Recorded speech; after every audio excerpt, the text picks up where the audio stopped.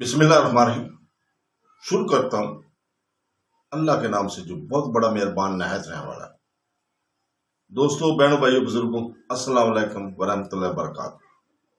तारीख इस्लाम में हम महमूद गौरी, सुल्तान महमूद गौरी से लेकर जलालुद्दीन अकबर तक की इस सीरियल की 103 नंबर किस्त में हम आपको खुशामदीद करते हैं। दोस्तों, बहनों, भाइयों, बुजुर्गों, हम पिछली किस्त में बयान कर रहे थे बयाना के नुआ में सुल्तान शहाबुद्दीन गौरी ऐबा राजपूत के खिलाफ जमा हुए थे। तो दोस्तों, शहाबुद्दीन गौरी अभी अपने लश्कर की सफेद दुरुस्त कर चुका था। इसके बाद देखते देखते बयाना के नुआ में राजपूत सुल्तान शहाबुद्दीन गौरी के लश्कर पर स्याहकार शब में तैरगी की तेज बारिश अंधी मुसाफतों के खूनी रूप धारते लम्हों की तरह टूट पड़े थे। मुसलमानों ने भी फौरन राजपूतों के इस हमले के जवाब में अपनी कार्रवाई की और वो भी तकबीरें बुलंद करते हुए राजपूतों पर अजाब के सिलसिले खड़े करते दशहरा के सावन पासवानों बेपनाह वहशतें बर्पा करते दश्त की वैरियानियों के बेअंत रक्स और अहसास के मौजों पर खून की कंधा करती बहर की तूफान बदोश मौजों की तरह हमला आवर हो गए थे। दोस्तों, दोनों लश्करों के इस तरह टकराने से मैदान जंग के अंदर आतश की हिद्दत मौत की वहशतें रग रग में शगाफ करने लगी। लम्हों के अखबार में मौत, शोरबद्दा, सर दुख के कसक और तशंगी के उबलते बहर की तरह हर तरफ रक्स करने लगी। यूं लगता था जैसे दहर की क्योवा सीरी से निकल इन गजब आलूद सियाल अपने काम की इब्तिदा कर चुके हैं। बयाना के नुआ में राजपूतों ने अपनी तरफ से पूरी कोशिश की कि इस जंग में मुसलमानों को बदतरीन शिकस्त देकर अपनी पिछली सारी जंगों की शिकस्त का इंतकाम ले, लेकिन इनकी बदबख्ती मुसलमानों के मुकाबले में इनकी कोई तदबीर, इनका कोई भी जतन कामयाब ना हुआ। फिर थोड़ी देर बाद राजपूतों ने खुद ही देख लिया कि सुल्तान शहाबुद्दीन गौरी के लश्कर के सामने अब इनके लश्करियों की हालत दहर के अशूब खाने में शाऊर के फकदान, वसोसों के परतों और इन्हसात के बेयकीनी जैसी होनी शुरू हो गई।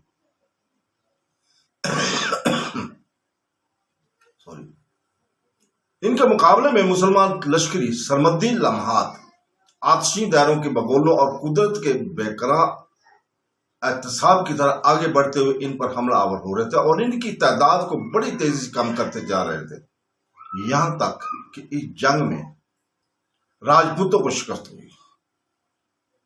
बयाना के नुआ में सुल्तान के हाथों बदतरीन शिकस्त उठाने के बाद राजपूत भाग खड़े हुए।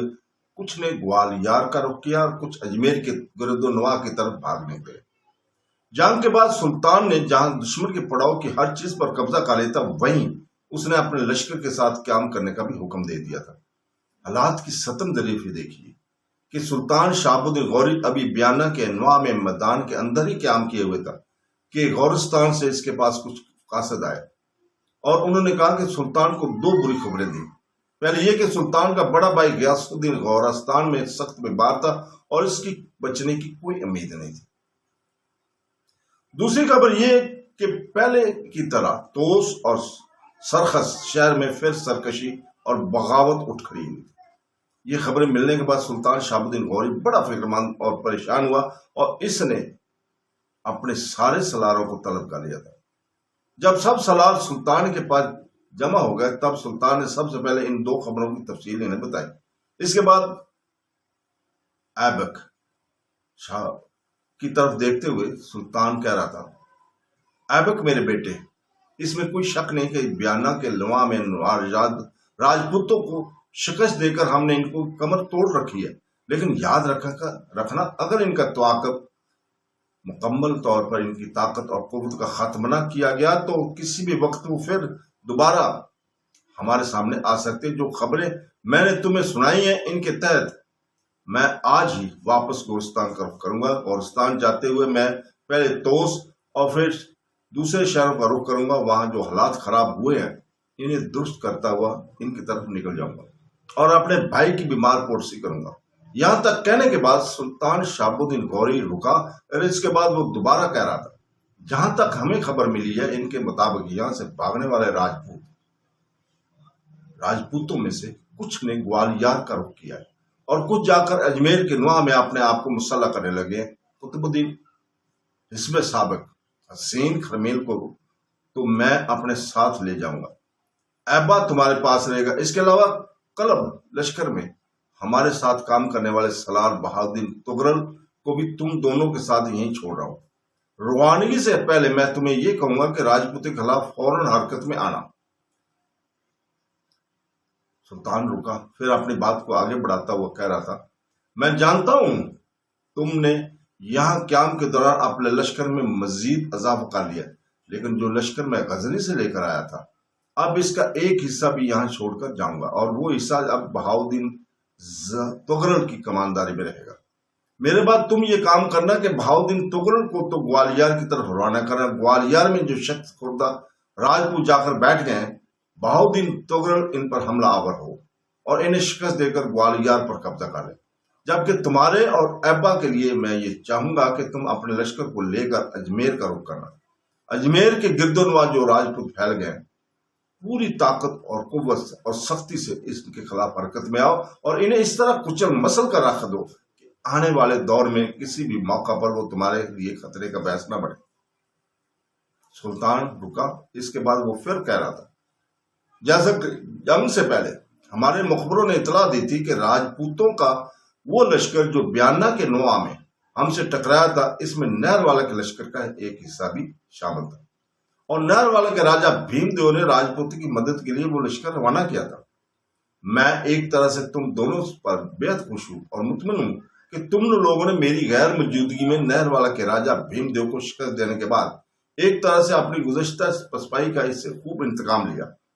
यहां से रवानगी से कबल मैं तुमको नसीहत करता हूं कि ग्वालियर और अजमेर के नुआ में राजपूतों को आमने सामने शेर और मखलूब करने के बाद बहाउद्दीन तुगरल को अपने पीछे इलाकों की देखभाल के लिए छोड़ना, जबकि तुम दोनों लश्कर लेकर नहरवाला का रुख करना, नहरवाला के राजा से टकराना और अगर हो सके तो इसके इलाकों को फतह करके अपने ममलकत में शामिल कर लेना, ताकि आने वाले दौर में ये भीम देव इस काबिल ना रहे कि जगह जगह बगावत खड़ी करने वाले राजपूतों की मदद कर सके। कुतुबुद्दीन ऐबक और ऐबा ने सुल्तान की इस तजवीज से इत्तेफाक किया, लिहाजा इसी रोज सुल्तान शहाबुद्दीन लश्कर को लेकर वापसी का सफर कर रहा था। नए सलार बहाउद्दीन तुगरल को लश्कर देकर ग्वालियर की तरफ रवाना कर दिया गया था, जबकि बाकी लश्कर को लेकर कुतुबुद्दीन ऐबक और ये ऐबा अजमेर के नुआ का रुख कर रहे थे। आबा के वो लश्कर जिन्हें इसने देवदास और संग्राम को पकड़ने वाली और माहीगीरों की बस्ती से राजकुमारी कुमार देवी को निकालकर नहरवाला पहुंचाने के लिए मुकर्रर किया होता, वो जब दरिया सरस्वती के किनारे आए तो ना जाने देवदास और संग्राम को कैसे खबर होगी कि कुछ मुसल्ला जवान कुमार देवी को अगवा करने के सिलसिले में इन दोनों को पकड़ने के लिए आ रहे हैं, लिहाजा वो भाग खड़े। इस मौके पर रामदास ने बड़ी दानिशमंदी से काम लिया। इसने फौरन बड़ी राजदारी से रात के वक्त ऐबा के इन मुसल्ला जवानों से राब्ता कायम किया और इन्हें बता दिया कि देवदास और संग्राम किस समत भागे हैं, इसलिए कि रामदास की मौजूदगी ही में देवदास और संग्राम फरार हुए थे। देवदास और संग्राम को शायद खबर हो चुकी थी कि ऐबा के मुसल्ला जवान दोनों को पकड़ने के अलावा कुमार देवी को तलाश करते आए हैं, लिहाजा वो हांसी की तरफ भागे। इसके साथ इनकी काफी मुसल्ला जवान भी थे। अब वो अपने घोड़ों को बड़ी तेजी से इस शहरा पर दौड़ा रहे थे जो हांसी से रेवाड़ी और भरतपुर और ग्वालियर की तरफ से गुजरती हुई सीधी दरिया जमुना के मतवाजी कलंजर शहर की तरफ चली गई थी। भगवान दास और इसकी बेटी किरण कुमारी और इसकी बीवी राज सुंदरी सुबह का खाना खाने के बाद दरिया की तरफ जाने के लिए निकल रहे ही थे कि ऐन इसी लम्हा दरवाजे पर जोरदार दस्तक हुई। दरवाजे पर होने वाली हर दस्तक राजकुमारी कुमार देवी के लिए खौफ और दहशत लेकर आती थी। दस्तक की आवाज सुनते ही वो बेचारी किरण कुमारी के पास से उठी और भागती हुई तोशे खाने की तरफ जाकर छुप गई। इसके जाने के बाद राज सुंदरी ने अपने शोर भगवान दास की तरफ देखते हुए कहा कि तशवीश भरे लज़े अंदाज में पूछ लिया, दरवाजे पर इस वक्त दस्तखत कौन दे सकता है? सुबह ही सुबह सवेरे तकरीबन बस्ती के सारे लोग तो काम पर जा चुके हैं। भगवान दास ने मुस्कुराते हुए इसकी बात काट दी और कहने लगा, फिक्रमंद होने की जरूरत नहीं है। मेरा दिल कहता है कि कोई राजकुमारी कुमार देवी का पता नहीं करने आया होगा। बहरहाल तुम दोनों मियां बेटी बैठो, मैं देखता हूं दस्तखत देने वाला कौन है। भगवान दास ने जब आगे बढ़कर दरवाजा खोलकर जंजीर हटाकर दरवाजा खोला, तब इसके चेहरे पर मुस्कुराहट फैल गई, इसलिए कि दरवाजे पर रामदास खड़ा था। भगवान दास एक तरफ हट गया, रामदास अंदर दाखिल हुआ। भगवान दास ने पहले की तरह दरवाजे को अंदर से जंजीर लगा दी। दोनों आगे पीछे आगे बढ़े और इस कमरे में जाकर बैठे जहां भगवान दास उठ कर गया था। इस मौके पर धीमे और प्यार भरे लहजे में रामदास ने कुमार देवी को कहा था, कुमार देवी मेरी बेटी आ जाओ, मैं रामदास हूं, तुम्हारे छुपने की जरूरत नहीं है। इन अल्फाज के जवाब में कुमार देवी भागती हुई तोशक खाने से इस कमरे में आ गई थी। पहले की तरह किरण कुमारी के पास जो वो बैठी, फिर बड़े शौक और तजस्सुस से रामदास की तरफ देखते हुए कहने लगी, बाबा आपका इस वक्त आना किसी इल्लत के बगैर नहीं लगता, जरूर हालात में कोई तब्दीली आई है। जवाब में रामदास ने लम्हा भर के लिए बड़े गौर से कुमार देवी की तरफ देखा और फिर कहने लगा, बेटा तेरा अंदाजा दुरुस्त है, मैं तेरे लिए दो खबरें लेकर आया हूं, एक अच्छी और एक बुरी। बुरी खबर यह है कि चंद माह पहले मुसलमानों का एक लश्कर नहरवाला पर हमला आवर हुआ। तुम्हारे पिता भीमदेव और भाई रामदेव ने नहरवाला से बाहर निकलकर मुसलमानों के लश्कर का मुकाबला किया, लेकिन शिकस्त उठाई और शहर के अंदर मशहूर हो गए। अगर बयाना कि गिरदोनुआ में ये राजपूतों ने जमा होकर मुसलमानों के खिलाफ हरकत में आने की कोशिश ना की होती, तो मेरे ख्याल में मुसलमानों का लश्कर अब तक नहरवाला में दाखिल होकर तुम्हारे पिताजी राज भीम को अपने सामने बेबस कर चुका होता। ताहम तुम्हारे बाप को शिकस्त देने के बाद मुसलमानों का लश्कर वहां से लौट आया है। यह खबर सुनकर कुमार देवी किसी कदर फिक्रमंद हो गई। दुख भरे अंदाज में फिर इसने रामदास को मुखातिब किया, क्या मुसलमानों के लश्कर की कमानदारी मुसलमानों को सुल्तान कर रहा था? नहीं मेरी बेटी, मुसलमानों को सुल्तान शहाबुद्दीन गौरी इस वक्त गजनी शहर में। रामदास ने जरा सा रुक कर कहना शुरू किया था, यह हमला सुल्तान की गैर मौजूदगी में हिंदुस्तान में सुल्तान के वाली कुतुबुद्दीन ऐबक और ऐबा ने किया था, और नहरवाला के नुआ में खुले मैदानों में इन दोनों ने आपके बाप राजा भीमदेव को शिकस्त दी थी। इस इंशाफ पर कुमार देवी थोड़ी देर तक खामोश रहकर कुछ सोचती रही, फिर तासब भरे लहजे में कहने लगी, ऐसा होना ही था। मेरे भाई रामदेव के अंदर अंदाजे दुरुस्त साबित हुए। वो कहा करता था कि मुसलमान अपने पसपाई का इंतकाम जरूर लेंगे, और ऐसा आखिर होकर ही रहा, और ऐसा करना भी चाहिए था। वो ऐसा करने का हक रखते थे, इसलिए कि शुरू में ही नहरवाले के नुआ में हमारे हाथों मुसलमानों को पसपा होना पड़ा था, और इसका इंतकाम बहरहाल मुसलमानों ने ले लिया। अब मुसलमानों का लश्कर इस वक्त कहाँ है? रामदास ने गौर से कुमार देवी की तरफ देखा, फिर कहने लगे, बेटी मेरी मुलाकात इन लोगों से हुई है जिन्हें ऐबा ने देवदास और संग्राम को गिरफ्तार करने के लिए इधर भेजा था। उन्होंने मुझ पर इंसाफ किया कि मुसलमानों के हाथों इस तरह नहरवाले के राजा भीमदेव को शिकस्त हुई थी। मुसलमानों का लश्कर इस कहां है ये मैं इनसे नहीं जान सका, वो जल्दी में थे। रामदास के खामोश होने पर अपने आप को संभालते हुए कुमार देवी ने फिर मुखातब किया, बाबा बुरी खबर तो आप कह चुके, अब अच्छी खबर तो बता दो। रामदास के चेहरे पर हल्का सा तबस्सुम उमड़ा हो, कहने लगा, मेरी बेटी अच्छी खबर यह है कि ऐबा के आदमी देवदास संग्राम के ताक़ब में लग गए। कुमार देवी चौंकी, जस्तुजू भरे अंदाज में पूछा, इन दोनों के ताक़ब में लग गए, क्या मतलब है आपका?